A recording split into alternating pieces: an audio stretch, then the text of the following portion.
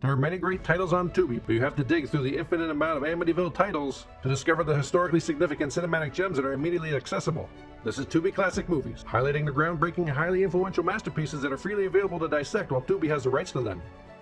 Our pick today is adventure comedy The Hidden Fortress, directed by the legendary Akira Kurosawa. This film is a bit of a road movie in a way, where we follow the trials and tribulations of a pair of greedy and bickering peasants, Tahe and Matashichi, who have a run of bad luck and end up in a mountain pass where they stumble upon some gold hidden in wood, and it seems their luck is turning. But they soon meet a stranger who has a hidden fortress in the mountains and promises more gold if they help him and his mute companion carry the cache of gold over the border. Little do they know the stranger is a renowned Akazuki general, Rokuroto Makabe, and the mute is actually Princess Yuki of the Akazuki clan. Together, this mismatched crew set out to escort the princess out of the enemy Yamana territory to Hayakawa, where she has been promised protection. But only half of the crew know the real mission. The other half is focused on the gold. Why this movie is classic is how Kurosawa employs the storytelling, not from the hero's perspective, but from the lowest caste characters, whose dubious morals are used as a contrast to enhance the honorable actions of the other characters around them.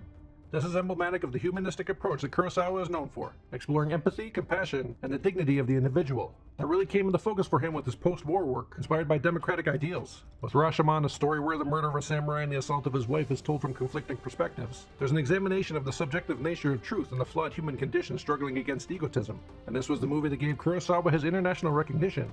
With Akira, based on Tolstoy's The Death of Ivan Ilyich, it's a story of a cancer-ridden bureaucrat on a final quest for meaning before his death that displayed the discovery of purpose through self-sacrifice. With his grand ensemble epic Seven Samurai, about a poor farming village defended against a bandit attack from a ragtag group of samurais, he champions the underdog, focusing on a sense of duty rather than blind allegiance that leads to solidarity and self-sacrifice.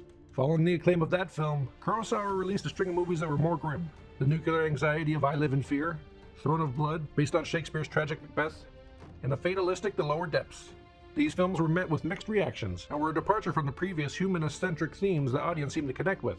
So Kurosawa sought a lighter, more entertaining approach with his next film, The Hidden Fortress. According to IMDb, Kurosawa said, "I want to make it a 100% entertainment film, full of thrills and fun." And on its release, it became a hit, being the fourth highest grossing film released in Japan that year. And it's easy to see why, with its captivating blend of humor and action. The story is grounded in the characters of Tahe, played by Minoru Chiaki, and Matashichi, played by Kamatari Fujiwara, with their desperate acts of greed and backstabbing both providing levity, but also the perspective of the commoners caught up in the consequences and fallout of war, just trying to survive and unintentionally becoming a part of a larger epic quest. And that storytelling framing was an inspiration on George Lucas when it came to Star Wars. In an interview with Criterion, he said, "The one thing that really struck me about Hidden Fortress was the fact that the story was told from the two lowest characters. I decided that would be a nice way to tell the Star Wars story, which is take the two lowliest characters, as Kurosawa did, and tell the story from their point of view, which in the Star Wars case is the two droids." It just shows how inspiration can be found in all places. As this Letterboxd user notes, how George Lucas created the lovable R2-D2 and C-3PO from these two disgusting fucks is now what I find most impressive about Star Wars.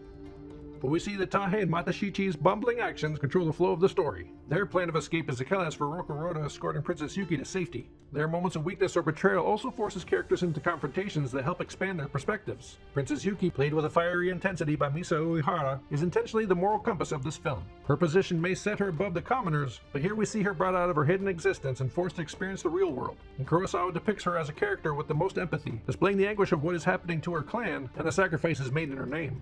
With her taking on the role as a mute to stay hidden, she is forced to observe and has her own moments of self-discovery. But she is also not above self-sacrifice, never wavering, staying calm and poised in the face of danger. That might also be in part thanks to her dutiful guard Rokurota, played with the gruff furiosity of Toshiro Mifune. His acting style is always electric and commands the screen, which is why Kurosawa collaborated with him for 16 of his films. Here, as Rokurota, he's willing to do anything to defend the princess of his clan, even take part in a dazzling duel, whose ultimate outcome triggers consequences that affect the quest.